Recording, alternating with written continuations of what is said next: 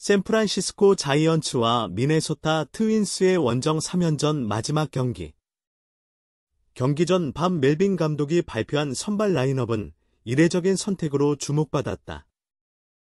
이정후가 중견수가 아닌 지명타자로 출전한 것이다.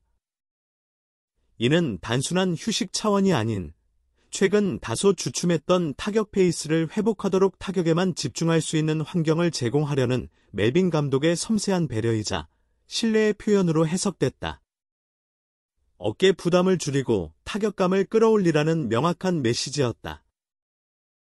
하지만 일부 팬들은 이정후가 최근 3경기에서 12타수 무안타에 그쳤다는 짧은 기록만을 근거로 마이너리그 수준이라는 비상식적인 주장을 펼치기도 했다.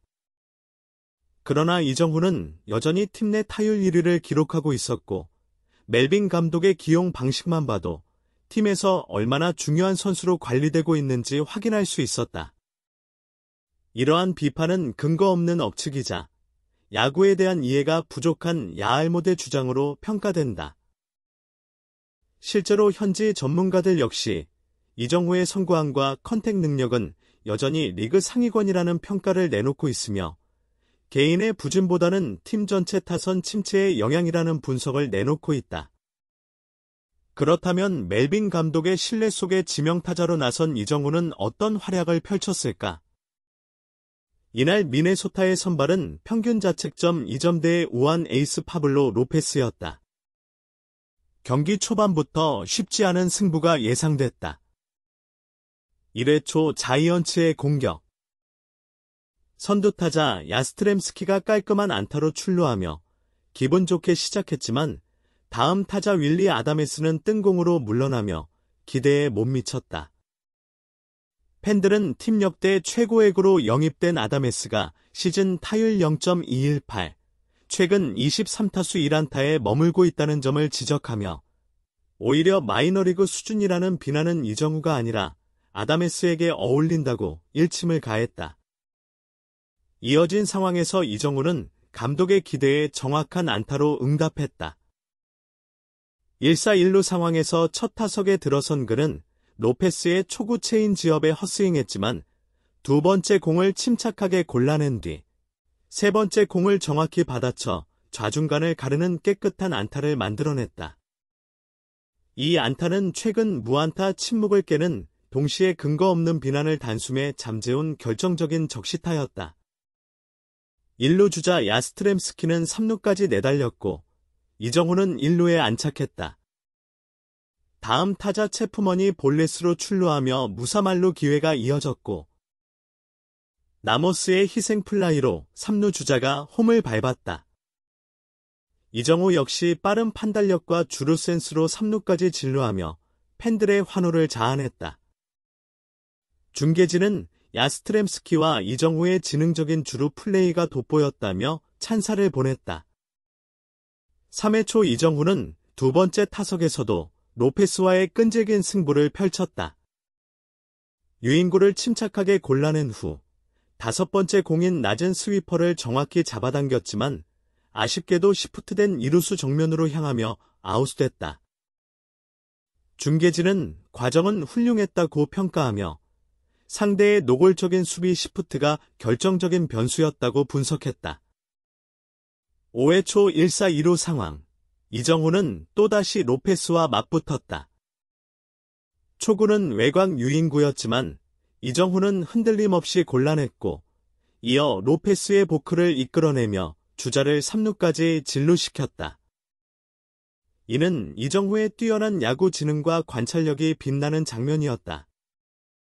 이어진 승부에서 주심의 다소 이해하기 어려운 스트라이크 판정이 이어졌지만 이정후는 침착하게 대응했다. 네 번째 공을 정확히 띄워 희생 플라이를 만들어냈고 3루 주자가 홈을 밟으며 팀의 두 번째 득점을 올렸다. 이는 시즌 24번째 타점으로 중계진은 개인 성과보다 팀 승리를 우선시하는 헌신적인 플레이라고 극찬했다. 9회 초 5에서 5 동점 상황. 이정후는 2사 2루에서 다시 타석에 들어섰다. 초구는 잘 골라냈지만 두 번째 공은 또다시 애매한 스트라이크 판정. 세 번째 공을 힘껏 받아쳤지만 중견수 뜬공으로 물러났다. 그러나 연장 10회 초 자동 주자로 2루에 나선 이정후는 체프먼의 땅볼에 재빠르게 3루까지 진루했고 비아의 내야 땅볼에 홈까지 내달리며 극적인 역전 득점을 올렸다. 이정후의 빠른 발과 탁월한 판단이 만들어낸 결정적인 한 점이었다.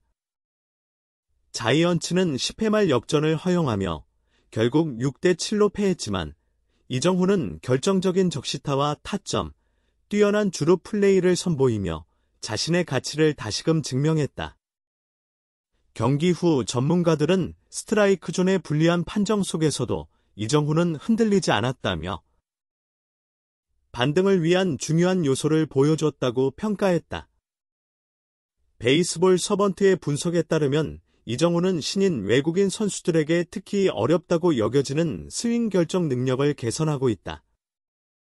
팬들은 어떤 반응을 보였을까요?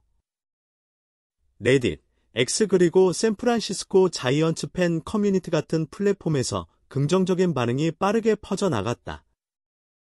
많은 사람들이 이정후가 그의 본래 경기 리듬을 되찾아가고 있다고 평가했다.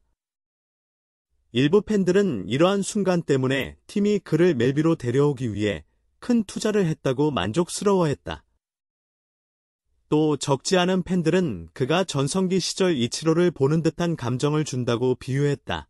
이는 아시아 선수들이 세계 최고의 무대에 처음 발을 디딜 때 드물게 느낄 수 있는 감정적 연결이다. 일본의 전설적인 선수 이치로, 아시아 선수들의 멜비 성공의 길을 열어준 인물 이정후의 이름이 함께 언급되는 것은 흥미로운 일이다.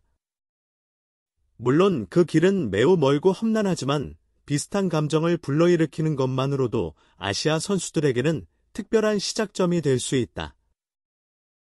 그렇다면 그 타격이 특별했던 이유는 무엇일까요? 답은 위기 후에 찾아온 타격에 있다. 모든 것이 당신을 반대하는 상황 기록이 떨어지고 미디어가 의심을 품기 시작하며 심지어 홈팬들마저 혼란스러워할 때 그럼에도 불구하고 득점을 올릴 수 있다면 그 타격은 단순한 기술 이상의 의미를 갖다. 이는 미국 전역에 대한 선언이다. 저는 단순히 배우기 위해 온 것이 아닙니다. 저는 제 흔적을 남기기 위해 왔다. 헌터 펜스 같은 전 올스타 선수가 중계석에서 그 타격을 만족스럽게 바라볼 때 그것은 단순한 확인이 아니라 예언입니다. 멜비는 이제 새로운 이름이 정해 익숙해져야 할지도 모릅니다. 단순히 흥미로운 아시아 신인이 아니라 진정한 스타로 떠오르고 있는 선수로 말이죠. 스포츠에서는 팀 전체를 침묵에 빠뜨리는 패배가 있는가 하면 패배 속에서도 개인이 유일한 빛이 되는 경우도 있다.